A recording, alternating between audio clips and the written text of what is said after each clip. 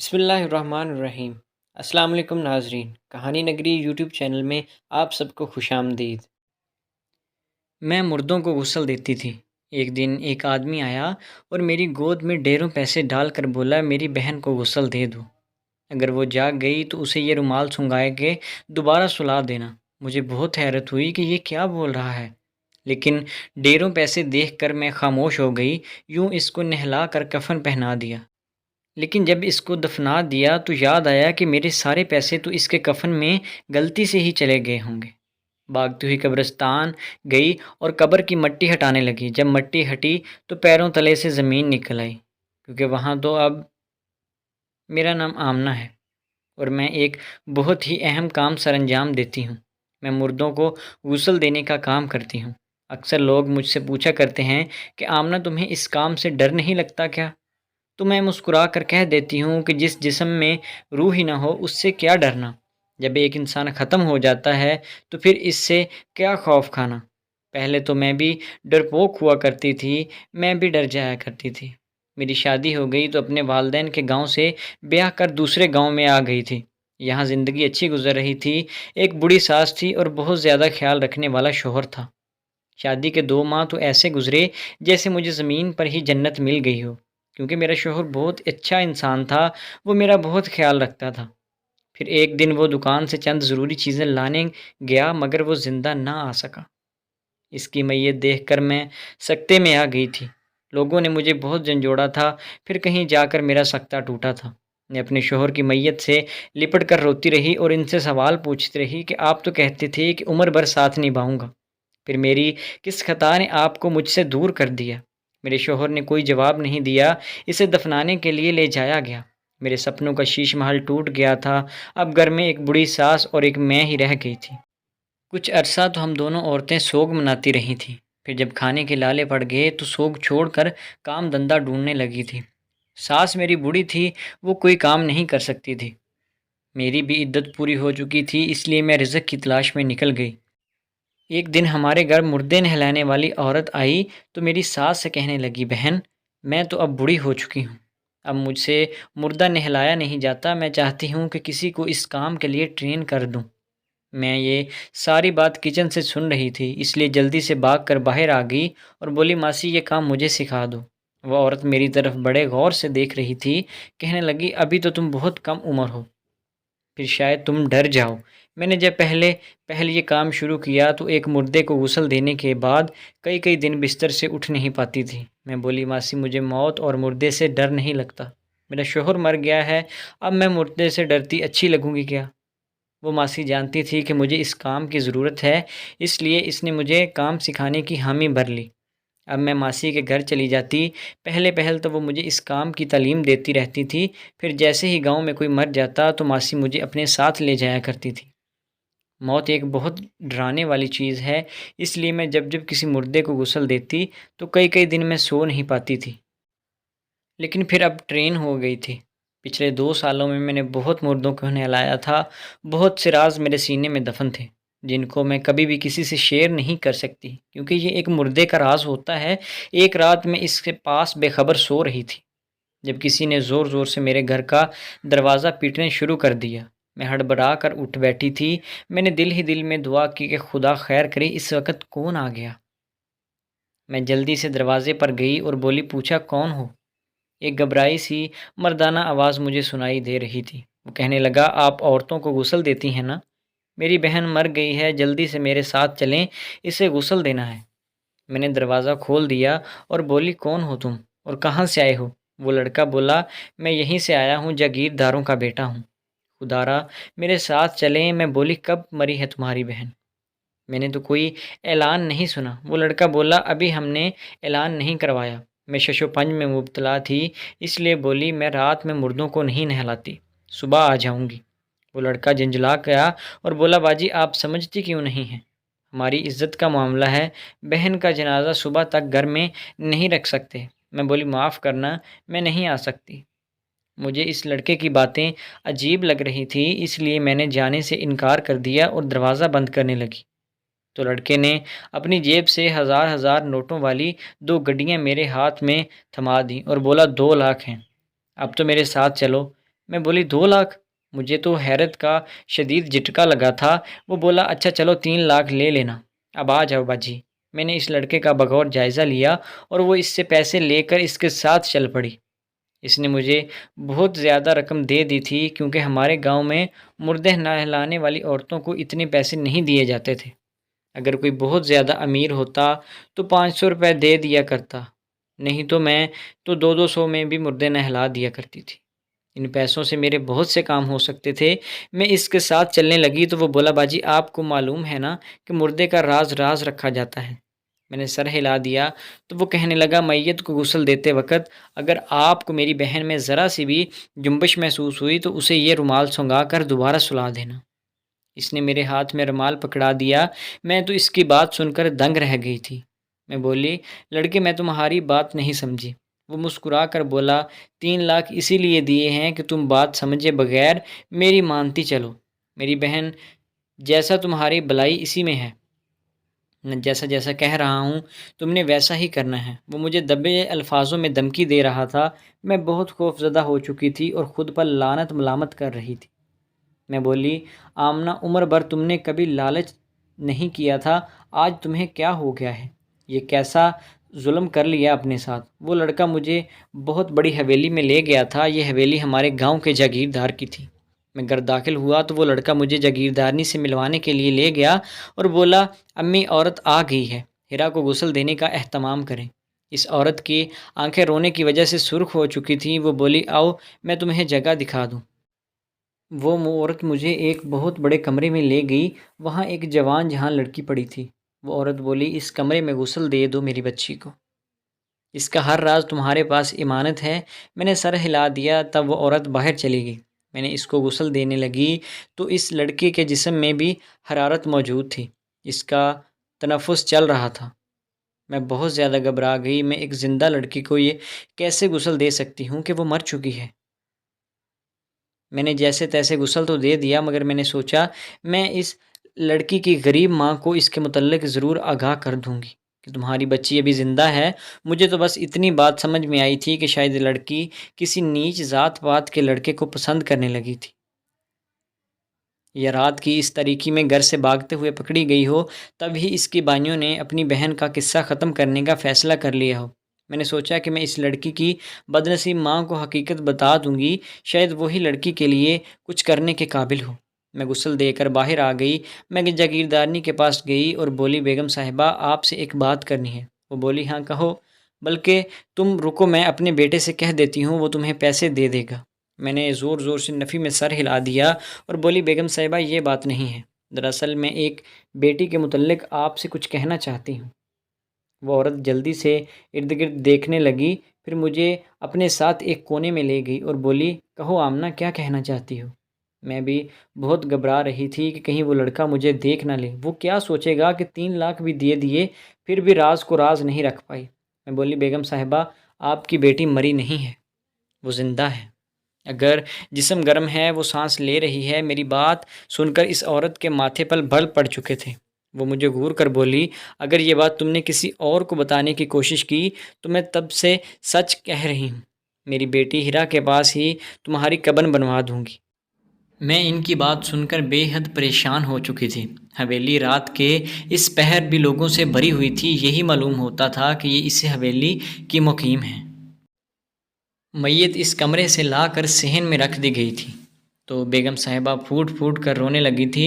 وہ روتی جاتی اور ساتھ ساتھ بیان کرتی جاتی کہ ہائے میری بیٹی، ابھی تو تمہاری عمر سرخ جوڑا پہننے کی، تم نے اس عمر میں سفید کفن کو سینے سے کیوں لگا لیا؟ تیری جگہ تیری ماں مر جاتی۔ یہ منظر دیکھ کر میرا دل اندر ہی اندر مر گیا تھا۔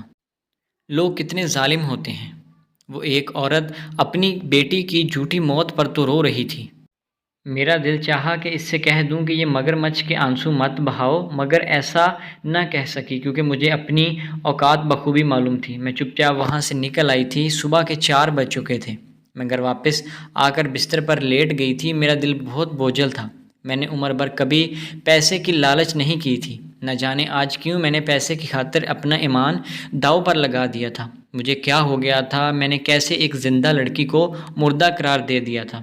میں نے خود کو پرسکون کرنے کی کوشش کی۔ جب لڑکی کی اپنی ماں کو ہی اس بات کی پرواہ نہیں تھی تو پھر میں کیوں اس کے غم میں گل گل کر ہلکان ہو رہی ہوں۔ میں نے سوچا کہ ایک بار اپنے پیسے تو دیکھ لوں جن کے بدلے میں نے اپنا ایمان گنوایا تھا، وہ اصلی بھی ہیں یا نہیں۔ تبھی مجھ پر بجلی گر گئی۔ میں اپنے پیسے تو گھر لائی ہی نہیں تھی، میرے پیسے تو میت کے کفن میں ہی رہ گئے تھے۔ میرا دماغ بھگ سے اڑ گیا تھا۔ اف خدایا، میں نے یہ کیا کر دیا؟ تب میرے ذہن میں خیال آیا کہ کیوں نہ میں قبرستان جا کر اس لڑکی کی قبر کھود لوں، اپنے پیسے بھی نکال لوں گی اور اس لڑکی کی بھی مدد کر دوں گی۔ اس لیے میں نے جلدی سے سر پر بڑی سی چادر اوڑھ لی تھی۔ میری ساس بے خبر سو رہی تھی۔ میں گھر سے باہر نکل گئی تھی۔ مجھے خود پر حیرت ہو گئی کہ نہ جانے میں اتنی بہادر کیسے ہو گئی تھی کہ قبر کشائی کرنے کے لیے اس وقت قبرستان میں جا رہی تھی۔ میرا دل بڑی زور سے دھڑکنے لگا تھا۔ میں چلتی چلتی تازہ بنی ہوئی قبر تک جا پہنچی۔ اب آسمان پر سفیدی چھانے لگی تھی۔ میں یہ کام جلدی جلدی نپٹانا چاہتی تھی، اس لیے اللہ کا نام لے کر قبر کھودنے لگ گئی۔ ابھی میں نے تھوڑی سی مٹی ہی ہٹائی تھی، میری حیرت کی انتہا نہ رہی، جو وہ ساری مٹی بربرا گئی۔ میں 2 قدم پیچھے ہٹی۔ جب ساری مٹی قبر سے گر گئی تو یہ دیکھ کر دنگ رہ گئی کہ قبر تو اندر سے خالی تھی۔ میں جلدی سے قبر میں اتری۔ اس میں کچھ بھی موجود نہ تھا، نہ ہی لڑکی اور نہ ہی میرے پیسے۔ یہ سارا معاملہ بہت پیچیدہ ہوتا جا رہا تھا۔ میں الٹے قدموں بھاگ کر اپنے گھر چلی آئی۔ میں خوف سے کانپ رہی تھی، نہ جانے کیا ہو گیا تھا۔ میں نے سوچا کہ میں حویلی جا کر بیگم صاحبہ کو اس معاملے کے متعلق آگاہ کر دوں کہ آپ کی بیٹی کی قبر خالی ہے۔ میں گھر پہنچی تو میری ساس اٹھ بیٹھی تھی۔ وہ بولی، بہو تم رات بھر کہاں رہی ہو؟ میں بہت پریشان تھی۔ پھر میں نے اپنی ساس کو ہمیشہ ماں کی طرح سمجھا تھا، اس لیے انہیں ساری بات سے آگاہ کر دیا۔ میں نے ان کو رات والا قصہ سنا دیا تھا۔ وہ بھی پریشان ہو گئی تھی۔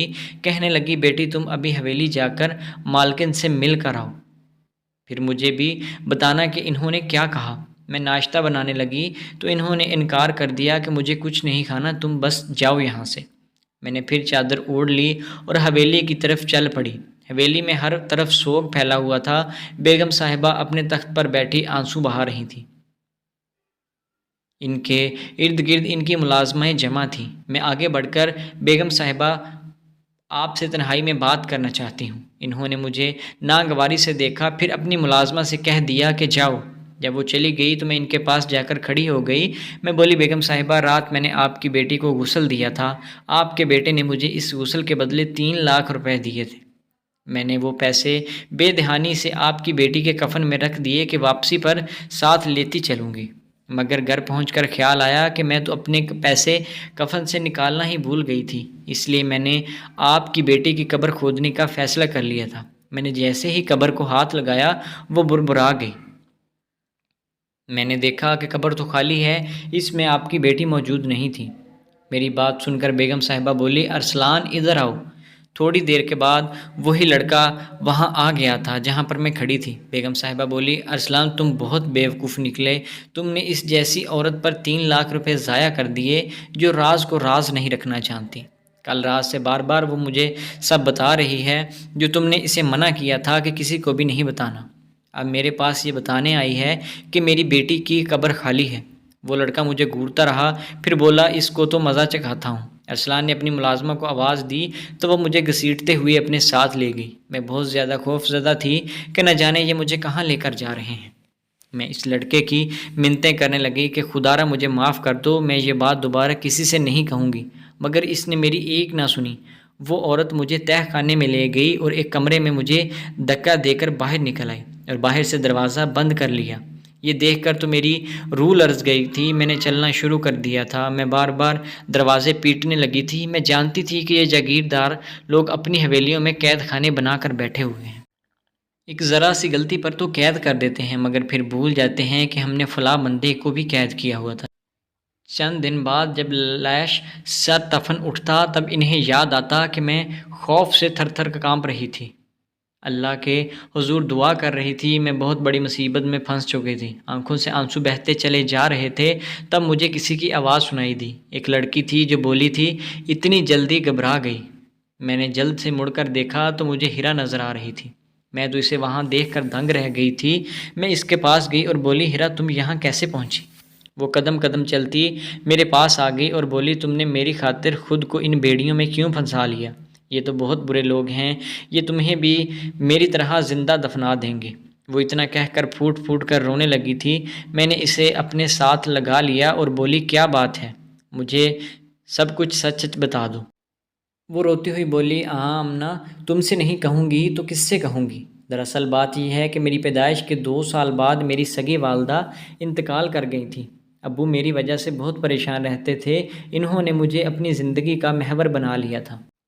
انہوں نے اپنا کام دھندہ تک چھوڑ دیا تھا۔ میری دادی ابو کو سمجھاتی رہتی کہ یوں گزارے نہیں ہوتے، تم اس گاؤں کے جاگیردار ہو، یوں سب کچھ چھوڑ چھاڑ کر بیٹھ جاؤ گے تو کیا ہوگا؟ میری دادی ابو کو دوسری شادی کرنا چاہتی تھی، مگر وہ کہتے تھے کہ وہ مجھ پر سوتیلی ماں مسلط نہیں کریں گے۔ دادی نے ابو کو بہت بار سمجھایا کہ ہر سوتیلی ماں بری نہیں ہوتی۔ یہ بات سمجھتے سمجھتے ابو کو 2 برس لگ گئے تھے۔ آخرکار انہوں نے دوسری شادی کر لی۔ یہ جو بیگم صاحبہ ہے نا، یہ میری سوتیلی ماں ہیں۔ ابو نے پہلے ہی دن ان سے کہہ دیا گا کہ اگر تم چاہتی ہو کہ میں تم سے راضی ہو جاؤں تو تم میری بیٹی کو راضی رکھنا، بچے تو پیار کے بھوکے ہوتے ہیں۔ امی نے چند دن میرا خیال رکھا تو میں ان سے مانوس ہو گئی تھی۔ ابو کو بھی تسلی ہو گئی تھی کہ چلو بیوی میری بچی کا خیال تو رکھتی ہے۔ خیر وقت گزرتا گیا۔ امی کو اللہ نے 5 بیٹے عطا کیے، مگر پھر بھی گھر میں جو مقام میرا تھا وہ کوئی نہ لے سکا، کیونکہ میں ابو اور امی دونوں کی لاڈلی تھی۔ میرے سوتیلے بھائی بھی مجھ پر جان نثار کرتے تھے۔ ابو کی طبیعت خراب رہنے لگی تو انہیں معلوم ہو گیا کہ وقت رخصت آ گیا ہے، اس لیے انہوں نے وصیت کر دی تھی کہ اپنی جائیداد کو بٹوارہ کے کاغذات وکیل کو دے دیے تھے۔ ان کی حیات میں ہمیں اس بات کا علم نہ ہو سکا کہ انہوں نے اپنی کل جائیداد میں سے آدھی میرے نام کر دی تھی اور آدھی جائیداد 5 بھائیوں میں تقسیم کی تھی۔ ابو کے انتقال کے بعد جب ہمارے پاس کاغذات آئے تو میرے بھائیوں کے آنکھوں کے گرد اندھیرا چھا گیا۔ سب سے بڑا بھائی میرے پاس آیا اور بولا ہیرا ابو کا جب آخری وقت آ گیا تھا تب وہ سمجھ بوجھ سے محروم ہو گئے تھے، اس لیے انہوں نے جائیداد اس طرح تقسیم کی، تم اپنی جائیداد ہمارے نام کر دو، تم ابھی بچی ہو نہ سمجھ ہو۔ میں نے بھائی کو ایسا کرنے سے انکار کر دیا کیونکہ میں جانتی تھی کہ ابو نے یہ فیصلہ کچھ سوچ سمجھ کر ہی لیا ہوگا۔ میرے انکار کے بعد میرے بھائی میرے دشمن بن گئے، وہی مجھے ڈراتے دھمکاتے، لیکن میں ان کے دباؤ میں نہ آئی۔ ایک رات میرے پاس میرا چھوٹا بھائی ارسلان اور امی آئے، کہنے لگے تمہارے چاروں بھائی یہ ایکا کر کے بیٹھے ہیں کہ تمہیں زہر ملا کر کھانے میں دیں گے۔ میں بولی اب آپ لوگ مجھے ڈرانے آ گئے ہو؟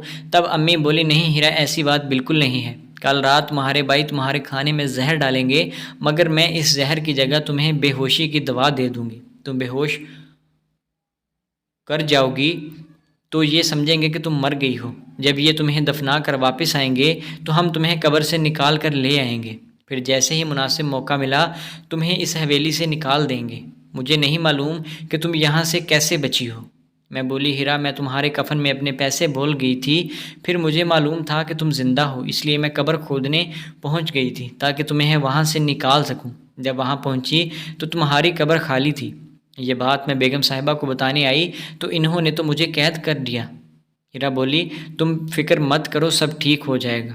رات کے وقت بیگم صاحبہ اور ارسلان قید خانے میں آئے اور بولے آمنہ تم بہت بیوقوف ہو، تم تو ہماری ساری پلاننگ پر پانی پھیرنے لگی تھی، اس لیے ہم نے تمہیں قید میں ڈال دیا تھا۔ اب تم میری بچی ہیرا کو اپنے ساتھ لے جاؤ، تم اسے میری والدہ کے گاؤں لے جا کر چھوڑ آؤ، وہاں اس کی زندگی محفوظ ہوگی کیونکہ وہاں اس کا منگیتر موجود ہے۔ میری والدہ سے کہنا کہ جتنی جلدی ممکن ہو اس کی شادی کر دی جائے، پھر تم واپس چلی آنا۔ میں نے حامی بھر لی تو بیگم صاحبہ نے مجھے انعام میں 10 لاکھ روپے دے دیے جو میں نے قبول کرنے سے انکار کر دیا تھا، مگر پھر انہوں نے وہ پیسے مجھے زبردستی تھما دیے تھے۔ میں اور ہیرا رات کے وقت حویلی کے خفیہ دروازوں سے نکل گئی تھیں۔ میں نے راستے میں پوچھا کیا بیگم صاحبہ سچ کہہ رہی تھی؟ اس گاؤں میں کوئی منگیتر موجود ہے؟ ہیرا نے اس بات میں سر ہلا دیا اور وہ بولی ہاں موجود ہیں، اور میں اس سے محبت کرتی ہوں۔ میں یہ بات سن کر خوش ہو گئی تھی۔ میں اسے اس کی نانی کے پاس لے گئی تھی۔ میں نے سارا واقعہ سنا دیا۔ اس کی نانی نے میرے سامنے ہی ہیرا کا نکاح کر دیا تھا۔ ہیرا بے حد خوش تھی، اب بھی ساری جائیداد اسی کے نام پر موجود تھی، مگر اب اس کے بھائی اس کا کچھ بگاڑ نہیں سکتے تھے۔ میں بھی واپس اپنے گھر چلی گئی تھی۔ تو دوستو آپ کو آج کی کہانی کیسی لگی؟ امید ہے ویڈیو پسند آئی ہوگی۔ اگر ویڈیو اچھی لگی تو ہماری چینل کو سبسکرائب کریں۔ ملتے ہیں نیکسٹ ویڈیو میں، تب تک کے لیے اللہ حافظ۔